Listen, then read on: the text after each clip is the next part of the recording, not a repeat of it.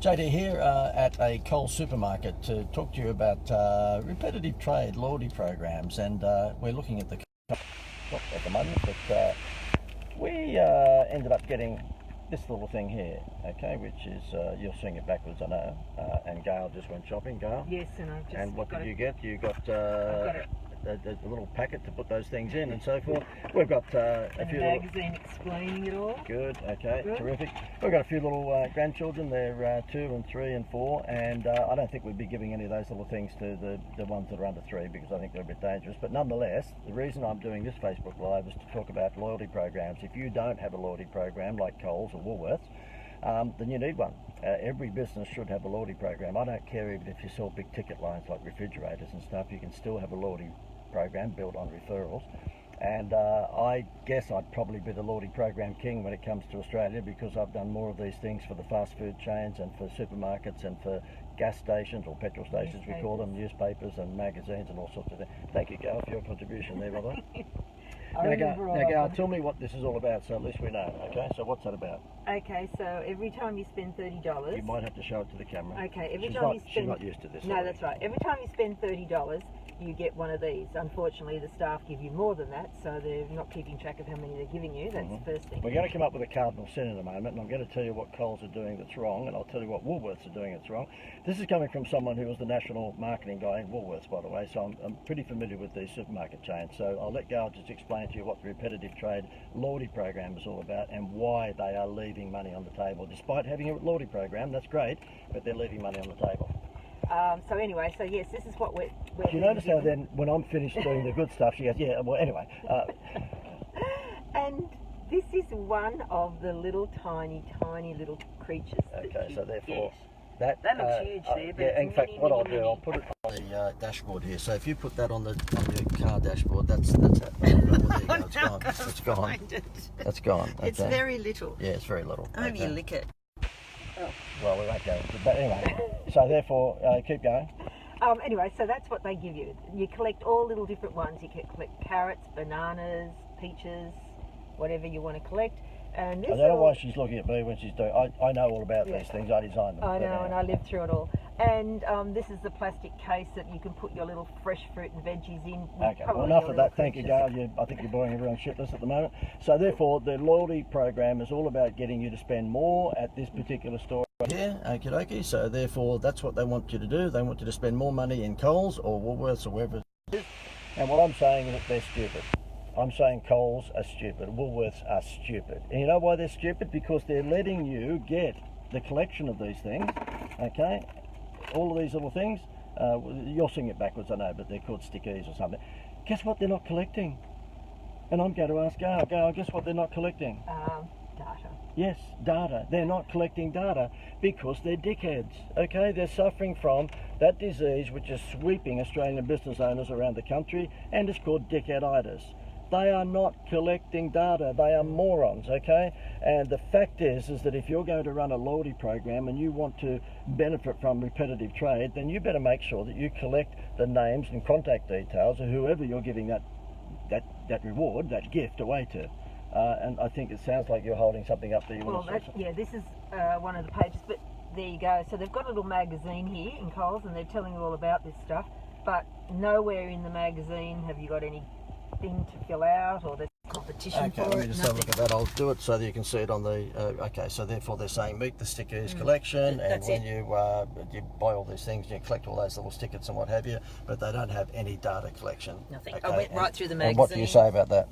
They are morons. Okay. Dickheaditis and morons.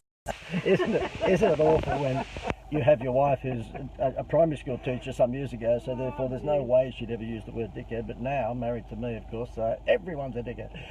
Okay, well look, if you're going to be running a loyalty program, please do yourself a favour and make sure you collect the name and contact details. And these guys here, I'm going to put my windscreen on because you won't see them otherwise, okay?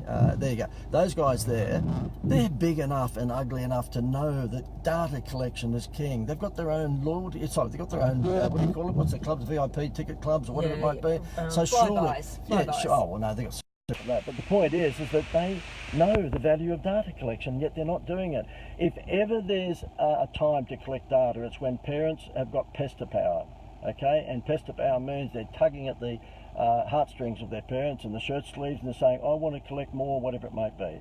Now, I've done all of these sorts of things for magazines, for newspapers, for retailers, for shopping centres like Westfield and supermarkets and petrol stations. I've done all of these things. I know the power of children being the target audience, and children are the target audience, or rather parents of children, young children are the target audience for this thing that Coles running at the moment, and they're not collecting data. If ever a parent would be willing to give you their name and contact details, it would be when the child is saying, mummy, mummy, or daddy, daddy, I want that toy. Then I'm telling you, the parent will give their mother's maiden name and blood group to get that toy for the young children. I just had a thought. Imagine if they had all these little creatures and big fluffy ones all over the store. Well, they do. No, they got creatures that walk through the store. Yeah. Oh, well, I didn't see any. I haven't seen Gail any. But I don't mean that. She doesn't get out often. I don't mean creatures walking to the store. I mean big fluffy ones all over that they could enter in to win or collect. If they collect X amount of these and they get the chance to get one of those or something like that, that's how they could collect their data, because parents are going mental over that. Yeah, well, you know, we have a childcare centre who asked if we could stop churn meaning people leaving, and I'll tell you how we did it with big fluffy toys. This particular childcare centre was an upmarket one. They were charging $120, $130 a day for minding, you know, the children of, you know, reasonably wealthy people. And guess what? The childcare centres down the road decided to open up and offer $80 a day. So you're talking $120, $130 a day to mind your little, you know, 5 or 6 year old or 4 year old, whatever it might be, versus $80. Well, of course, a lot of yummy mummies left and took their child down to the $80 one. And he said, how do I arrest that churn? And I said, easy, just give out Disney points. And he said, what do you mean? I said, well, would you be willing to give up 10% of your turnover? This is the Happy Meal toy principle, okay? The wow factor. By the way, if you want more of this, then there's a webinar above there, link called wowmysales.com. If you want direct response marketing tactics like this, and you want to lift your sales, we are a marketing advisory business, just in case you didn't know. I had not introduced myself beforehand. You're probably thinking, who's this raving idiot with a yellow cap? And a crazy wife. And a silly wife, you know, talking about Coles. Who the hell is he? Is he a car mechanic? So yeah, we're a marketing advisory company. So if you are owner of a business and you're looking for hints on how to, you know, build repetitive trade and how to get direct response marketing to do some good for your business, just click the link above and either book a call or watch the webinar. It's a free webinar that plays immediately. You don't have to give any of your name or details, which is ironic, isn't it? You might say, hang on, you're talking about collecting data here. No, we've tested that, okay? We'll collect data if you get to the end of the webinar and you want more details. There's a reason for that. I'll go through that in some other Facebook Live. But what we did for these childcare centres, we said, look, okay, would you be willing to give up 10% of your total sales if we could double your business? And of course they said yes. I said, good, okay, well what we'll do then in that case is that for every time a child gets, you know, gets minded at your daycare centre, they get a Disney point. And when they save up 20 Disney points, which is 20 times $120 a day, of course, which is 2,300, whatever it is, then they will get a beautiful big life-size Mickey Mouse or Winnie the Pooh or Donald Duck. We're talking life-size. We're talking like a human size, right? Those gorgeous big fluffy toys. And that costs $250 wholesale. They're worth $750 or more when you buy the retail, but we can get them for $250 wholesale. So therefore, the giveaway is costing the actual childcare centre about 10%. Don't quote me on those maths, but let's just say it was 20 points meant that they'd spend about $2,500 with the childcare centre over that period of 20 days. They were giving away something that cost them $250. Now we're talking then their churn stopped. They stopped losing every yummy mummy that was going to the cheaper childcare centre. Why would she do that when she could get a big, gigantic Winnie the Pooh or Mickey Mouse fluffy toy, life-size, for their child? And then they would collect Mickey, Minnie, Goofy, Pluto, Donald, Daisy, Winnie the Pooh, all that sort of stuff. Every single one. Yeah, Gail knows that I'm pretty big on the fluffy toys. We sold 83,000 teddy bears in 4 weeks when I had the Adopt the Teddy promotion through Westfield Style Shopping Centre some years ago. For every $50 that you spent, you came along to a little adoption centre and you could adopt one of these gorgeous little fluffy teddy bears, not for the usual $20 or $30, but rather for, you know, $4.99. We sold 83,000. I don't know why I got two there. What's that got to do with 83,000? Well, they were mummy, daddies. Yeah, we made it a girls. collecting thing. So you collected mummy bear, daddy bear, boy bear, girl bear, all as usual.